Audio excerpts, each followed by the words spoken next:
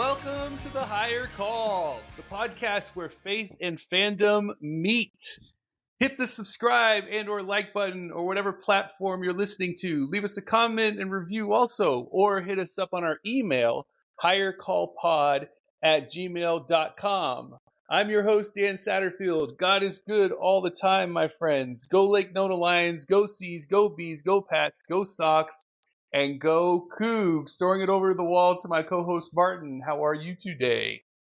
Doing great, man. I'm really looking forward to the third place game today, man. That's going to make my weekend. Yeah, we'll talk about that in a minute. I know. The third place game, and it's like the biggest rivals too. So it's like, how much are they actually going to care? I know. Yeah. We will hit that up. That is. I've never understood the third place game, but I'm like, oh my god, like who's really going to watch that today? Like, great, let's see who's going to come in third place. I don't know. Speaking of banter from previous episodes, I was listening to episode 3 of the podcast with my son in the car, Dax, 10 years old, and he and I was during the spiritual topic where I said last week where I said, hey, I try to teach my kids that we like value relationships, and he goes, Dad, you don't do that. Nothing like our kids calling us out, right? I was like, it's like now you want to like defend yourself, but like a couple minutes later we were talking about something else, and it was totally like in my head. I'm like, what I'm telling you right now is like valuing the relationship. It's subtle. It's subtle. All right. So we're looking forward to our agenda today. We got a lot to get to in a little amount of time. So we're going to start with the Raiders preview, talk about the Raiders a little bit, how we're looking there. The Las Vegas Raiders. And we're going to go into a little discussion on Underdogs in our spiritual discussion. And then we'll go through a full-blown AFC West preview. And then with what time we have left, we will go into World Cup corner. There's only 2 games left. And as Martin said, one of them, we'll see, might not really matter. Okay, so Martin, why are you a Raiders fan? Oh man, it's family, man. So I think I'm from the days where you're kind of born into it. My dad was raised in Oakland, California. Yeah. My grandfather's a Raider fan. I mean, they're all Raider fans up there. And then obviously I grew up in LA, and they were the Los Angeles Raiders when I was growing up. I remember Bo Jackson, one of my favorite players of all time. I think it was around 7 or something like that, or 8, I can't remember. But yes, I remember him just running through the tunnel. It was magical to be a Raiders fan. 84, Marcus Allen.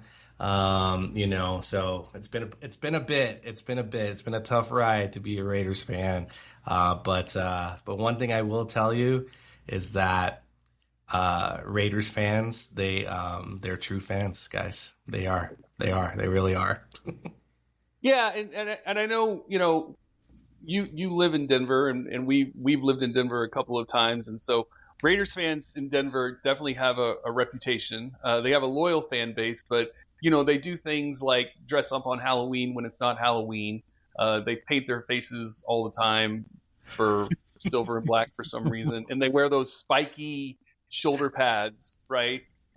Basically Kiss, right? Yeah. Right. Or Demolition. Do you remember the tag team Demolition? Demolition, yeah. Like that. And so what is that? Why are Raider fans crazy? Oh man, you know what? I mean the face paint, all that stuff. I maybe that was because we were just so bad for so long that they wanted something else to do. I don't know. I really don't know. But I will tell you, it was a big influence for us to move to California to Denver. I actually, when I moved, it was actually Raider Week, and Raider Week in Colorado, in Denver, is a big deal. right, is a big deal. So a lot of people come in, and we were staying in a hotel, and I wasn't even paying attention at that time, and they and our whole hotel room was full of Raider fans, and I'm like, I feel like I'm home. I feel like I'm home. We're moving here. We're moving here. All right, all right. And how do you think Tom Brady, right? He's coming Yeah, to the team and he's doing his thing. And it's kind of weird because he's also like an announcer with Fox. Like, how do you yeah. think that's going to kind of affect things, if any, with the Raiders? Um, I mean, you see a lot of athletes, former athletes, taking big stakes in teams, and obviously he's still. I mean, even for the World Cup, right? He's very out there in the media, doing interviews, doing things like that. So I think it definitely brings, a sense of, winning, right? Because obviously Tom Brady's, arguably one of the biggest winners in sports history, right? But kind of brings that winning mentality, right? And that matters, right? In management and ownership. If because I mean, obviously, I own a business, and I'm like, if I'm not have that winning mentality, it all just kind of filters down. So I really do think it makes a big difference. But man, that was that Tuck rule though, man. That one still can't. I can't get over that, man, because that was our year, dude. That was our year, and I mean, but even he said it was a fumble. So But he also got okay. I'm a Patriots fan. He also he also got hit in the head on the play, so it should have been okay, like we actually should have gotten 15 yards yeah, that was besides old NFL though. besides an That was incompletion. old NFL. That's not No, the that was still Mahomes. there. That was I not know the today it was yeah still okay. yeah. So anyway, so we should have gotten 15 yards. So I was at Mike Orr's house when we watched that. He's a friend of mine in Houston. He runs our Houston Fantasy League. He also knows Alex and Joanne, but we'll put a pin in that for now. Yeah. All right, let's do our sponsor read here. Oh wait, no. Before the sponsor read, last question here. What is your biggest concern as far as position groups? Like who are you most concerned about? Like, okay, they're kind of young. I don't know how they're going to go. Whether it's linebackers, wide receivers, offensive line. Who are you most concerned about? Um. Yeah, I still think the offensive line is still the big concern for us. It's been that way for years. Defense, I think we're good, but yeah, I really think that offensive line, and with the young quarterback, but I mean we have Cousins, so Cousins can definitely take a beating, but we'll see how that all plays out. But yeah, I think the O line is probably still the biggest question marks for me. Okay, yeah, and that for me, right, when I hear offensive line is the most concerning, like that would concern me as an NFL fan. It's like you want your offensive line, quarterback is number one, Yeah. offensive line is number two. It's like you give me those two and they're good, then let's roll. But yeah, that's we'll get to kind of your predictions here with the AFC West in a minute though.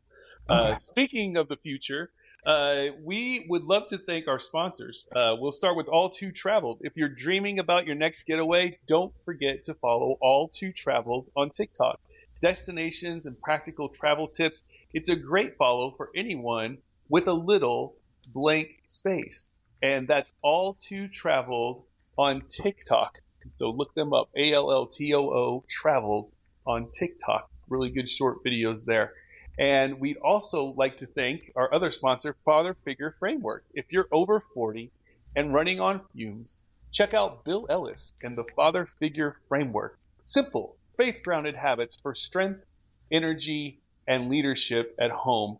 Learn more at billellis.coach. That's BILLELLIS.coach. I have a funny Bill Ellis story about this script that he sent me, but I'm gonna put a pin in that because we got other things to do, like discussing underdogs. All right, so our spiritual topic is underdogs, and this actually made me think of. We'll do World Cup corner in a second, but right when you had Spain and Argentina. That you knew that was going to be the matchup in the World Cup. The immediate thing comes on, it's like Argentina's going to be an underdog, and they are. They're a 0.5 goal underdog according to Hard Rock Sports.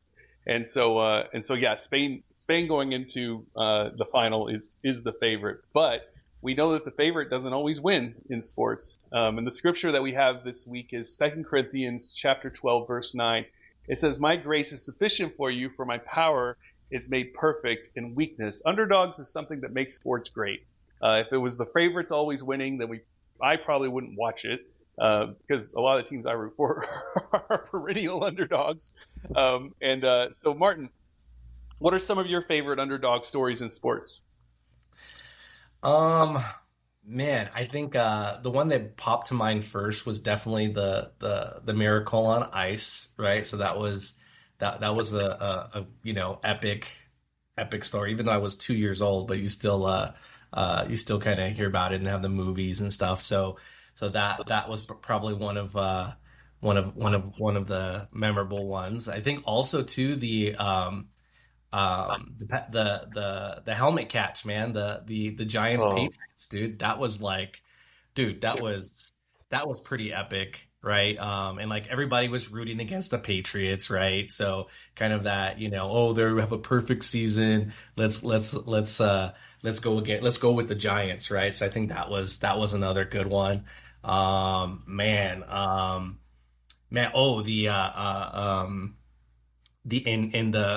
EPL, the Leicester City, like coming out of nowhere, and winning the Premier League. That was a pretty epic one. I mean, man, there's been so many. I mean, you probably have some college ones on your list there, but those are just some of the pro ones that I could think of.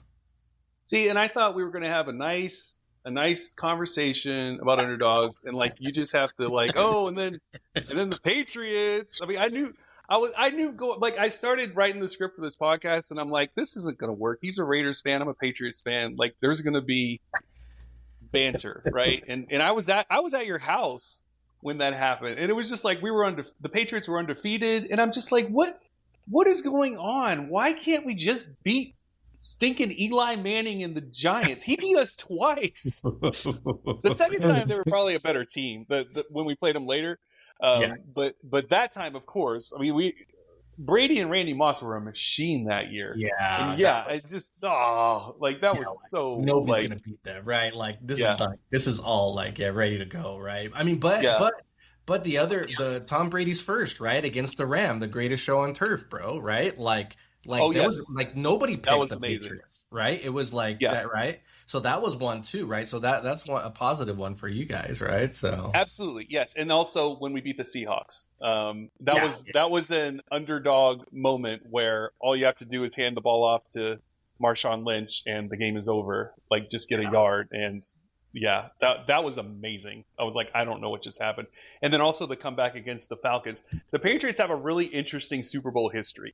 They have won Super Bowls they weren't supposed to, and they have lost Super Bowls they weren't supposed to. But specifically the 2001, that's the one that I really remember, because that was the Patriots' first ever Super Bowl win, and they were terrible, bro. Like that's what people don't realize about Patriots fans. Like I grew up in Weymouth, Massachusetts.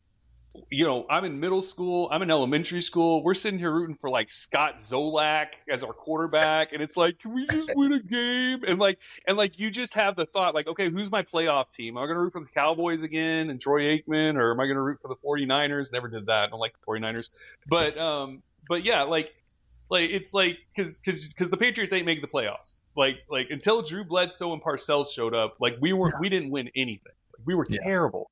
And so we made the Super Bowl twice. That year against the Bears. The Bears destroyed us. And then we went against the Packers. I was in high school when we played the Packers. It was Bledsoe and Parcells.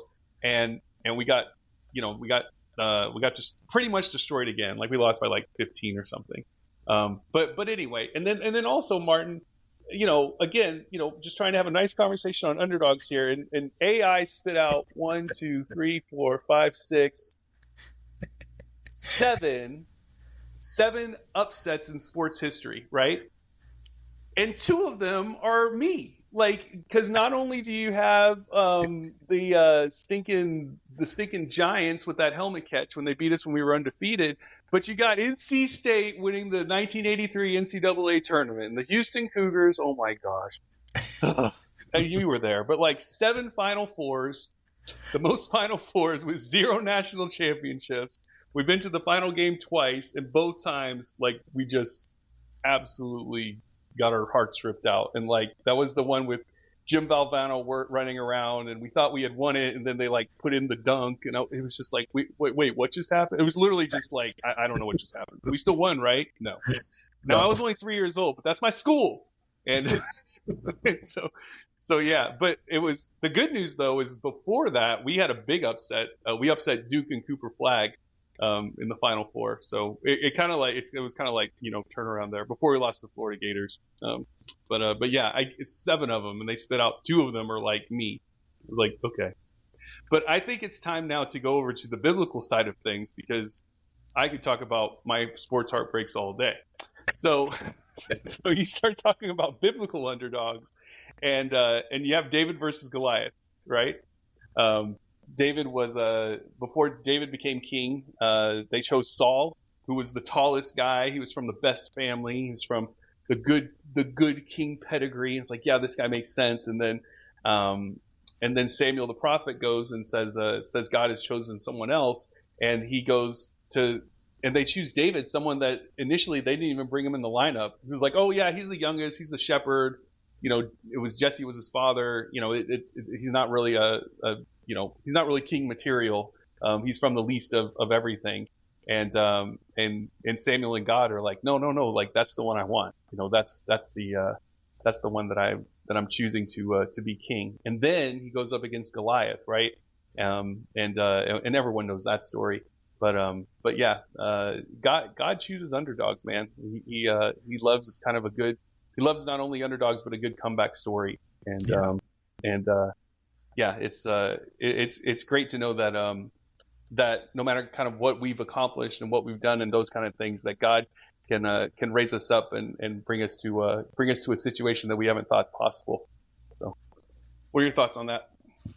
Yeah, no, I think that one of the biggest reason why God uses uses underdogs is that then we can really see him working, right? And it's like, because I'm gonna be honest, man, like the world it's a tough place, right? It's a tough place, and there's not many success stories, right? And when you see somebody that's going through a hard time and still, coming out and winning or being on top, and that's something that really kind of inspires others. And I think that we all want to be inspired, right? We all want something to kind of grab onto, right? So I think the underdog story is the reason why it's really catchy, right? Like we want to pick, like I always pick the underdogs, right? And when they're playing, right? If I don't have a dog in the fight, I always pick the underdog, just because you want to see something that only God can make happen sometimes, right? So yeah, absolutely. Yeah. Another one too is Gideon. God even, not only kind of like David, not only was he the kind of the least in his family, but if you remember, God reduced the size of his army.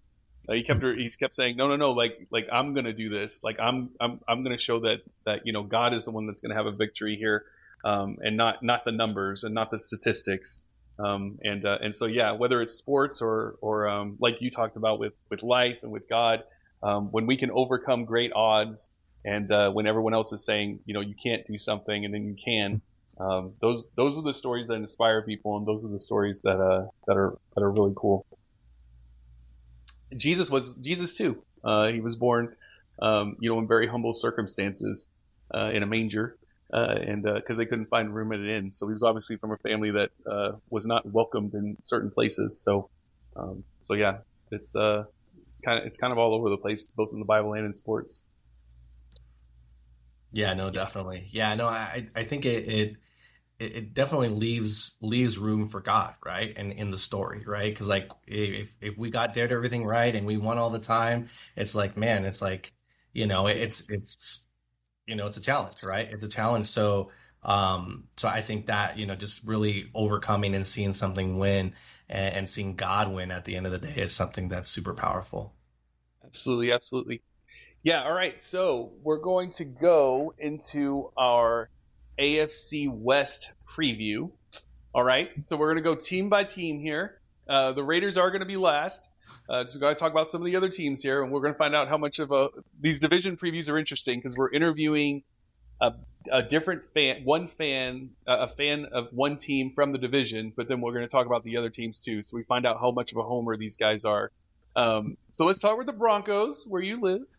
All right, so you have Sean Payton as the coach, Bo Nix as the quarterback, and last year they went a crazy 14-3, went all the way to the AFC Championship game. Were favored in the AFC Championship game. They were at home, so they have really They really came on last year.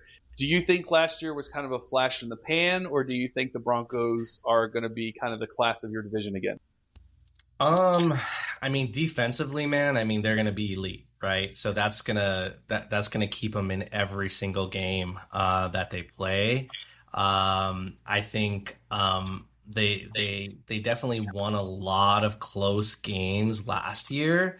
So it could kind of swing a little bit. Right. I think, yeah, I mean, I think they're definitely, it can go either way. I do expect them to fall a little bit just on their record wise, but I mean I mean you don't need to win the division to go all the way and make some noise in the playoffs. So I think getting that playoff experience was key for them. So I mean I think they could make a run. I don't. But I do see them, probably still finishing. I mean, AFC West is going to be tough, so I think I mean even second or third they could fall to. So All right, awesome. And when you think about Bo Nix, do you think Bo Nix is? Do you think system quarterback, or do you think like one of the top five, not top five, but like top eight, really good quarterback, or do you think it's more Sean Payton's system? no, I think it's partly, but I think he has the it factor, right? The it factor that if it's, playground football, like he's gonna make the play, right? He's gonna make the play. He's gonna have that. He has that Mahomes kind of, scrambling, kind of making it happen, right? And he's just a big dude, man. So kind of like the Allen, Josh Allen, but yeah, I think. Yeah, I think he's the real deal, dude. I think he's the real deal. I think they can legitimately have, even he's an older dude, right? He's an older dude, but Yeah. I think they have a good window here to make some noise. So I think he's the real deal, man. I mean, if he can, if he can keep or actually if he can continue his leadership and kind of pushing back. I love the way he pushes back on Peyton, right? I think that's that. I think Brady did that with Belichick, right? I think that's what made them such a good combo. So I really like that about them. So I think if he keeps doing that and really stepping up on the leadership side of it, I think he'll do well. They'll do well. Yeah, I mean, I've been a fan of Bo Nix since college. I liked him at Auburn. I liked him at Oregon. I do remember Houston was playing Auburn in a bowl game, and then Bo decided to transfer to Oregon, so we didn't have to play him. Otherwise, we would have had to play him. And I was like, yes. And yeah, we won the bowl game probably because of that. But yeah, you're right. He's like kind of awkward, ugly winner. Mhm. And I like it though. Like I think he's gritty. I think he's I like him a lot. I don't know if his stats are always gonna, but Brady was like this too in a way. I don't know if his stats are gonna always be like jumping off, the page or whatever. But he's a winner. So yeah, out of all the AFC West teams, as far as rooting wise, the Broncos are my favorite. Been to a couple of Broncos games, have several Broncos fans, who are friends. So yeah, so we'll see how they do. But let's go over to the Chargers. Okay, so Jim Harbaugh's the coach, Justin Herbert's the quarterback. They went 11-6 last season, had a good season. What are you kind of looking for with the Chargers this year? Um, Really kind of their offense scene because I know Mike McDaniel's coming in as the OC, right? So he's a little firecracker over there, right? So I'm kind of see the the vibe with Harbaugh, because Harbaugh's a no nonsense character too. So that's going to be interesting just to kind of watch. I think overall, I think roster wise, I think they have the best. They probably have the best, most complete team in the AFC, defensively, offensively. Um, and it's funny because I think the I think all the teams kind of stacked up on defense to kind of stop Mahomes the last few years. So I think it's going to continue to be a defensive division. But like these teams can definitely throw up some numbers too, right? So it'll be interesting. I think that there's still, with Herbert, he's still kind of learning, like leadership side. I don't know if he's at that level yet. So yeah, so it'd be interesting if he can if they can really turn it up and do it. But I think they have definitely an opportunity to win the division. They just haven't won it in forever. So we'll see. All right, awesome. And then let's go to my least favorite team in the NFL. They were my least favorite team before, and then Travis and Taylor didn't invite me to their wedding, and so it's just like the feud continues. It's like whatever, but okay, sure. Let's talk about the Kansas City Chiefs, whatever. So 6-11 last year, which was kind of shocking to the whole league, right? I mean, can we keep them down and just have them just age out and just be the Golden State Warriors? Like, can we do that, Martin, or are they going to be good again? No, we can't. They're going to be good again, and Like the yeah, Chiefs. yeah. I mean, it's Reed and Mahomes, right? I mean, those guys, they're going to find a way to win, man. And I don't know if you noticed, but like, it was the semifinal was in, or the Switzerland game, Switzerland Argentina was in Kansas City, and Yeah. I'm like, why is they getting all the calls? Why is Argentina getting all the calls? And then what do you know? It's in KC, and Mahomes is up there wearing an Argentina jersey, so that's why he got all the calls. That's why they won. That's why. Don't like them. All right. Oh, okay, okay. All right. So, all right, let's talk about the Raiders. So, Clint Kubiak, what are your thoughts? New coach. Oh, love it, love it, love it. I think obviously, Gary Kubiak knows, the dad knows the AFC West, right? I think it's definitely an upgrade from Pete Carroll. Pete, like he's just an old guy, knows football, but I just think he couldn't mesh with the new generation of players and stuff. And I think it's the perfect fit for a new quarterback. It's a rebuild, right? So we have a brand new quarterback. I think all the pieces are kind of setting up there. I think he's going to be good. He came off of the Seattle's staff, right? So he's a winner. He's a winner. He has that winning mentality. So I'm digging it. And let's talk about the quarterback situation a little bit. So, you have Kirk Cousins, who's, probably going to start the season, right? Like, very, very good chance. But then you have Fernando Mendoza from Indiana. So, what are kind of your thoughts there as far as how that's going to kind of go? When you think Mendoza might be starting? How do you kind of see that playing out? Yeah, yeah. Well, I think Cousins will definitely start, right? Will definitely start, but it's going to be. I mean, if he struggles, or I mean, if he gets hurt, right? That's another thing with Cousins too, right? So, Mendoza's ready to jump right in. So I think, yeah. I mean, they won't throw him in the first game, but I think, man, I think no longer than the third game or fourth game of the season, if he hasn't got some time, I mean, I would be surprised, but. I mean that's the way to do it now, right? They're not going to sit somebody on the bench, especially a number one pick, and wait for them to develop, right? They're gonna throw him right to the wolves. And honestly, I think he's definitely a culture changer, right? So, and I think that's really kind of what the Raiders need, is the culture part of it, right? So I'm looking forward to it. I'm looking forward to seeing him grow. And when you think about the team, this is kind of more from our earlier conversation, but when you think about the team moving to Las Vegas, right? They have an awesome new stadium. They're right off the Las Vegas Strip. Allegiant Stadium. I've always wanted to go there. I'm sure hopefully we will together sometime. But what are kind of your thoughts on how that has affected the culture and kind of the franchise moving to Las Vegas? Well, I mean, I think as far as profitability as a franchise is definitely the right move, right? Mhm. But as far as the team, I think, yeah, I mean, it's definitely different. I think obviously our fans travel. I have friends that live in Vegas that are, that love a lot of California teams, right? San Diego, and a lot of just West Coast teams that they kind of gravitated to. So Las Vegas is kind of weird. It's kind of like in LA when LA had no sports team or no football team.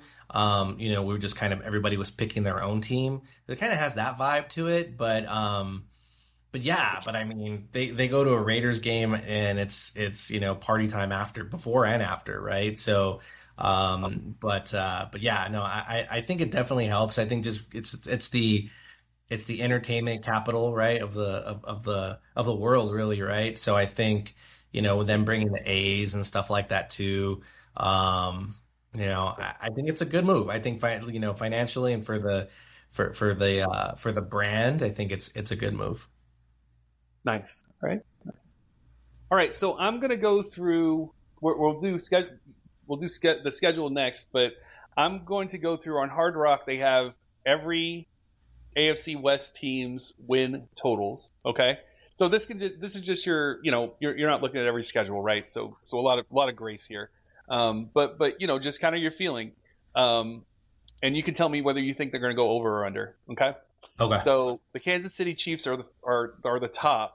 10 and remember 18 games now or 7? It's 18, yeah. So 18 games. Kansas City Chiefs 10.5 wins. Good. I think that's spot on. Over. Over. Oh, Yeah. over. Okay. Yeah. All right. Let's see. Denver Broncos 9.5. I think under. Under. Okay. LA Chargers 9.5. Under. Okay. And the Raiders are at the bottom. They're at 5.5. Over. Over. Okay. All right. Nice. Nice. All right. So we are going to go through the schedule here, and we're going to see do the wins and losses and see how this goes. All right. So week 1. All right, the LA Raiders. I said LA Raiders. The Las Vegas Raiders. What's going to happen? The Las Vegas Raiders are playing the Miami Dolphins in Allegiant Stadium. Win or loss? Oh, that's a win, man. Miami is a mess.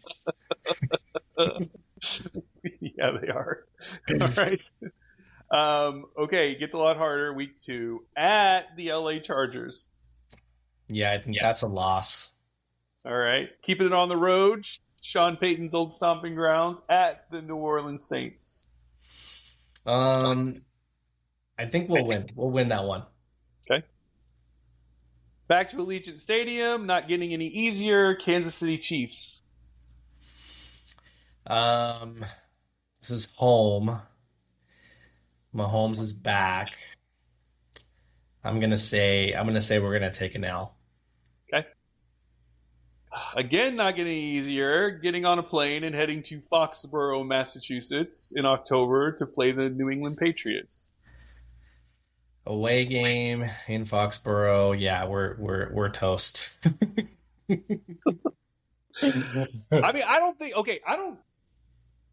We'll do the AFC preview later. I don't think the Patriots are that good. Like, yes, we made the Super Bowl. I don't think we're amazing. Like, I don't. Like, I'm not. Yeah. Yes, we had a good season last year. I don't know if we're like a Super Bowl contender. Like, I don't know. But that's the AFC East. Speaking of the AFC East, you play them all. So you play them all early. Buffalo Bills and Josh Allen, but you do have an Allegiant. Yeah, it's gonna be at home, but yeah, I mean it's the Bills, dude. I don't think we're winning that one. All right. So, The LA Rams at home. Gosh, you guys have a touch special. The LA Rams at Allegiant. dude, This is I'm a telling you, this is stretch. like I think it what is it the sixth My or six or goodness. seven hardest schedule I think that we Yeah, have. Dude. Yeah, yeah. yeah, it's no joke, dude. So, um, man, I think the Rams are I think they're contenders, dude. I think the Rams They can. have Miles Garrett now. Yeah. Yeah, dude. I think yeah, we're done. We're Okay. done. Lost. I'm sorry, man. I wasn't trying to. I'm really not trying to depress you. Like this is October is crazy. Yeah, All dude. right. I know. Okay, it gets a little. Okay, you got to go over to New York and play the New York Jets. Oh, now we're we getting, got this one, now we're bro. getting We a little got more this. reasonable. Yeah. Yeah. It's funny. The AFC. You guys play AFC East. The other one you play too is the NFC West. Gosh, oh, like the best division of football. And so yeah, the NFC West at San Francisco in Santa Clara. There, the 49ers. Oh gosh, dude. This is another loss, dude. Like, I mean, we're being realistic, right? Like realistic here. I So, know. Yeah, what you're do I happy have? at Three home, bro. I wins? respect it. What do we have? Yeah, 3 wins so far, right? So, I mean, yeah, I mean, right? So, yeah, yeah. we're a I'm loss. sorry, That's a man. loss. That's All a right. loss. So and then you go home to Allegiant and you play the Seattle Seahawks. Super Bowl champs. Yeah, I think we're losing.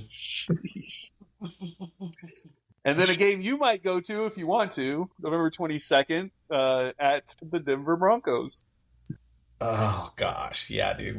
I think we're losing that one too. But it's always going to be a good game, so it always is. So, Okay, um, yeah, I think we're losing. this one's more reasonable. At Cleveland. Yeah, yeah, win. That's a total win. I mean, can we just play the Cleveland for the rest of the season? I think we'd be good.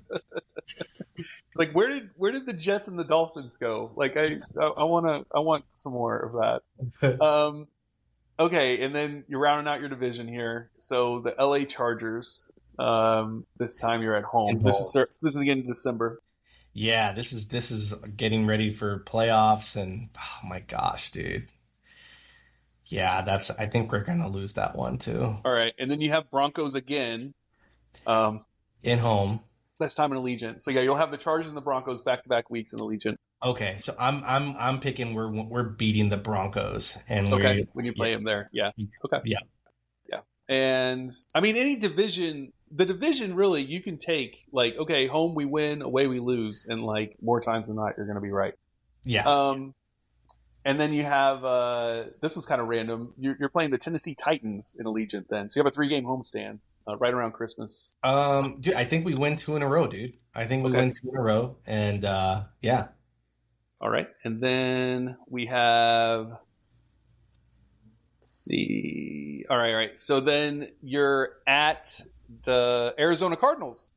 Hmm, that's an interesting one. I really do think that's really a toss up. I think that we can. I think we can win, dude, and like having a Yeah, three I game think you winning can streak. too. Yeah, yeah. I'm gonna say win. That's January 3rd, and like by that point, like I'd say both. No offense, I'm not trying to be mean, but like both teams are probably gonna be on quit watch, and Sure. it's like who's gonna actually like try, and I think with you guys with the new coach and with Brady and having Mendoza, at least be like a rallying cry. Hopefully you can pull that one out. And Yeah. then back to Arrowhead. Well, not back to Arrowhead, but you have to go to Arrowhead January 10th. Now the good news is, hey, I will say this: last game of the year, game 18. True. Like Mahomes, Kelsey, they're both old, and like there might be Chiefs already know where they are in the playoffs, and so there might be a little rest thing here going on here. But I'm sure you still have to look at that as an L. But yeah, Yeah, yeah, yeah. yeah, that's true. Yeah, no, I But think that might be a shot there. Yeah. if Kansas City already has playoffs locked up and good to go, I mean that could be, a win on that side. So, but I'm if that I'm gonna take an L on that one. All right. So you gave yourself 7 wins against reasonable teams. You gave yourself a win against the Cardinals, the Titans. The Broncos, when you get them at home, at Cleveland, at New York Jets, and at New Orleans, and then also versus the Dolphins. And so, I mean, if you can really, we've already kind of said it, but man, that October is going to kind of, man, like maybe you can get one of those Chiefs, Pats, Bills, Rams. That's a stretch. If you can just maybe get one of those, or at least stay close in those, just don't lose the locker room in October, then there are opportunities. I think is kind of the narrative there. All right, anything else Raiders wise before we go to World Cup corner? No, I think you're right. Like I think that, it gives me seven wins. Man, if there's a shocker, right, in any of those other ones, any of those that road trips, I think that, pulling something off on those, that could really, a couple more wins. I mean, that could get you into even wild card, right? So who knows? I mean, we really don't know what to expect, as far as, Mendoza, when he starts playing and when he starts, the chemistry with the team. Because I mean, offensively with Bowers and Genchi, I mean, man, they could put up some points, right? They could put up some points. So, and that's gonna help. But yeah, I mean, I definitely the expectations is it's a rebuild. So, we won 3 games last year, right? If we could win even six games, that would be a win, right? We're moving in the right direction. So, but we'll see. And who do you think's gonna? So, you got the Chargers, Broncos, Chiefs. Like, who do you think's gonna win? It sounds like you think the Chiefs are gonna, based on your win total. It sounds like you think the Chiefs are gonna win the AFC West this year. Yeah, I think they're coming back to win the West. Yeah. Okay. And then final football question, American football question, Super Bowl. So who do you think who's rep for the AFC, rep the NFC, and who wins it? It's too early for me to tell, man. It's July. If I would get this right, man, I should go to Vegas on this one. But I'm sitting in Orlando and I want football. It's hot as heck out here. And like, this is what this is all about. Is I just want football to start. Hey, you know who I would like to see? You know who I would like to see from the NFC? I would love to see the Bears, dude. Like that performance, Caleb Williams, dude. That playoff run last year, dude. They're fun. They are fun, right? Yeah, that was legit. So yeah, I would like for them to come out of the. I love that. Yeah, and of course they have the greatest third string quarterback of all time, Case Keenum. Yeah, he's sure Caleb Williams, whatever, but it's really important who the mentor is there. So yeah, and then the AFC, and then the AFC. Gosh, man, realistically, oh gosh. Yeah, it's hard because I don't want to root for AFC West team, dude, but I think it's going to be an AFC West team. The Chiefs, okay, yeah. Yeah, so Chiefs and Bears, oh man, oh gosh, yeah. And it's just like for 2 weeks, I'm like, here we go, just rooting against the Chiefs again. Yeah, it could be. I mean, I think the Chiefs might be there, dude. Unfortunately, but we'll see. I'm not allowed to say their names of the wedding again, or else, like, the FCC is going to pick this up. They're going to sue me, whatever. I'm just whatever. Okay, I'm going to move on. All right, World Cup corner. All right, so France and Spain. Spain wins 2-0 in the semis, and then Argentina and England 2-1. Both bangers, both great games. Where do you want to start there? Kind of recapping the semis. I think France and Spain. Yeah, no, I think that was just a great, like, classic matchup. Yeah, I think the better team won. The better team. Obviously, France, I feel, had some of the better players, like individually wise, but yeah, I think that was. I think that it was a good match, and I think the right team won on that one. Awesome. Yeah, and then Argentina and England, I mean, everyone's making a big deal. They said England put in the back five way too early. Yeah. You know, they parked the bus way too early. They tried to, for 25 minutes, they tried to just, play defense. Did you kind of see it the same way? Yeah, definitely. So they tried to do the same thing they did with Mexico, right? With 10 men, they got a little cocky on that side of it. They should have, they should have kept on. They should have made those changes. I know that before that goal was Gordon scored that goal. I know they were going to make some subs that were waiting to come in. Rashford and I forget who else was coming in, but some offensive subs there. But it's just you bring in a defensive player and you send that message to your team that like, hey, let's stop being aggressive, right? Let's just try to win. And there was 40 minutes left in that game, right? So Yeah. So that was just way too early. Props to my man Spence, man. He was, I mean, honestly, like probably one of the best standouts of the tournament. So shout out to Spence there, but come on, you Spurs. But yeah, so no, yeah, it was just too early. I'm surprised that he didn't get fired after the match. Yeah. Well, I mean, they're playing today, so maybe that might be the reason why. So we'll see what happens. But yeah, no, it was, again, I mean, the questionable non-calls, different things like that. They're under a microscope, right? Argentina, because they didn't play a top 15 team the whole tournament until they got to England. So it was just like, yeah. So I don't know. It's kind of conspiracy theories. Giving Messi his last run. Yeah. So Awesome. All right, so let's go into some predictions. The meaningless game today. Who cares more? Who do you think's going to take it between France and England? I think France is still going to play. I think they're still going to play for goals, man. I think France. I think Mbappe wants some goals, man. So, too many goal scorers. I think, yeah. And I think England is. I think England's probably mentally just maybe not there. I agree. And then the final tomorrow: best player versus best team. Spain and Argentina. Who do you got? Oh gosh, this is like any sports fan knows. Like the game before the semifinal, before the final is always the best. Those are always the best games, right? Like the final, always like just not really interested, right? So yeah, really, especially in soccer, like everyone is so afraid to make a mistake. Oh yeah, it just underperforms. Nobody's gonna go after it, but man, I think who I want to win, I want Spain to win.